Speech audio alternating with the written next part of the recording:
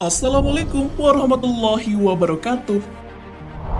Sahabat beriman, peristiwa Isra Mi'raj adalah peristiwa luar biasa yang dialami Rasulullah SAW.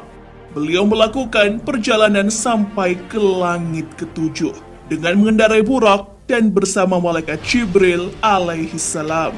Namun ternyata peristiwa itu diawali dengan perdebatan sengit antara bumi dan langit. Perdebatan tentang apakah itu? Apa yang masing-masing mereka pamerkan satu sama lain? Mengapa langit memohon kepada Allah Subhanahu wa taala agar Rasulullah SAW mengunjunginya? Simak ulasannya dengan menonton video ini hingga akhir. Tapi sebelum lanjut, jangan lupa klik subscribe, like, dan lonceng notifikasi untuk mendukung channel ini agar terus menyiarkan syiar Islam.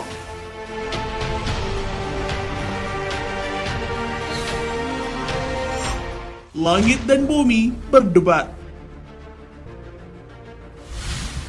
Dalam kitab Durratun Nasihin terdapat cerita tentang langit dan bumi yang memamerkan kelebihan masing-masing. Bumi pun berkata, "Wahai langit, aku ini lebih baik darimu, karena di atas pundakku terdapat peradaban umat manusia, makhluk sempurna ciptaan Allah. Kemudian Allah menghiasku dengan hamparan samudra yang luas, sungai yang mengalir tiada henti, gunung yang menjulang tinggi, pepohonan, semuanya ada padaku."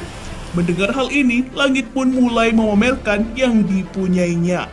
Langit menyatakan bahwa dialah yang terbaik karena padanya terdapat matahari.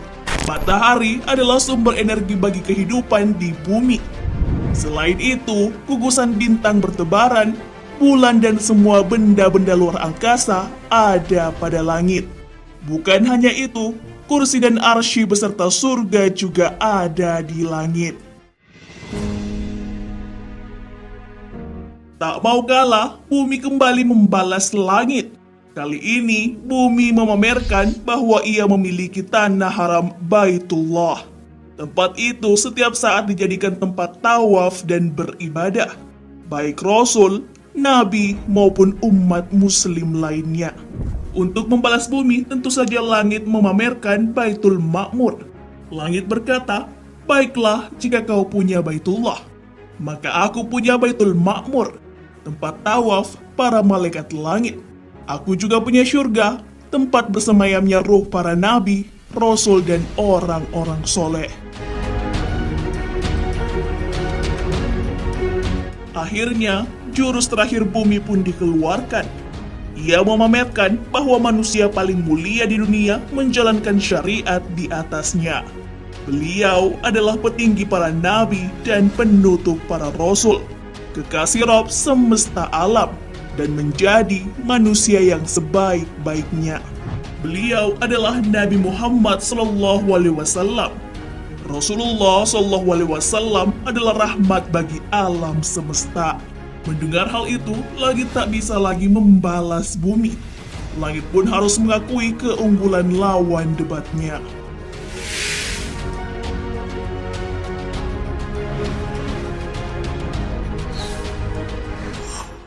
Rasulullah SAW mengunjungi langit.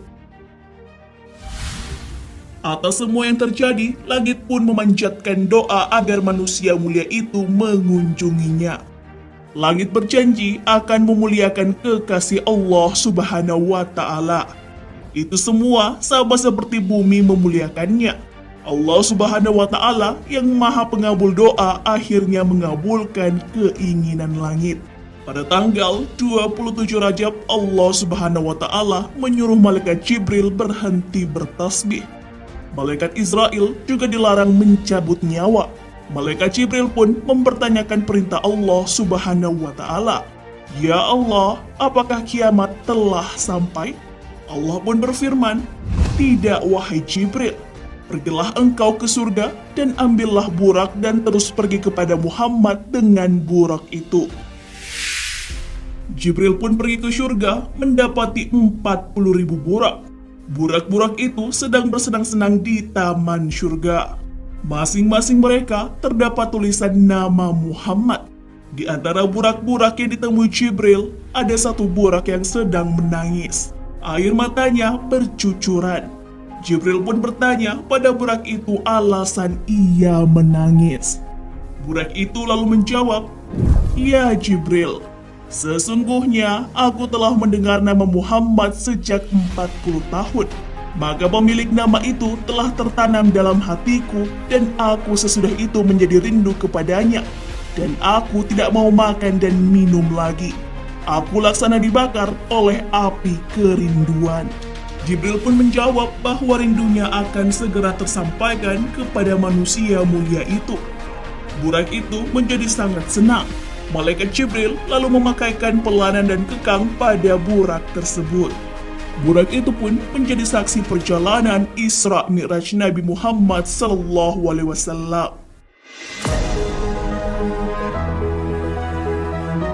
Akhirnya, keinginan langit pun terwujud.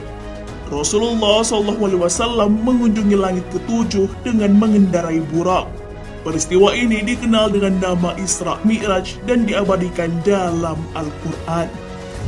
Maha suci Allah yang memperjalankan hambanya pada suatu malam dari Al-Masjidil Haram ke Al-Masjidil Aqsa yang telah kami berkahi sekelilingnya, agar kami perlihatkan kepadanya sebagian dari tanda-tanda kebesaran kami. Sesungguhnya, Dia adalah Maha mendengar lagi Maha melihat. Quran Surah Al-Isra ayat 1. Wallahu a'lam bishawab. Sahabat beriman, jangan lupa berbagi informasi dengan share video ini, karena sebaik-baik manusia adalah yang paling bermanfaat bagi manusia. Wassalamualaikum warahmatullahi wabarakatuh.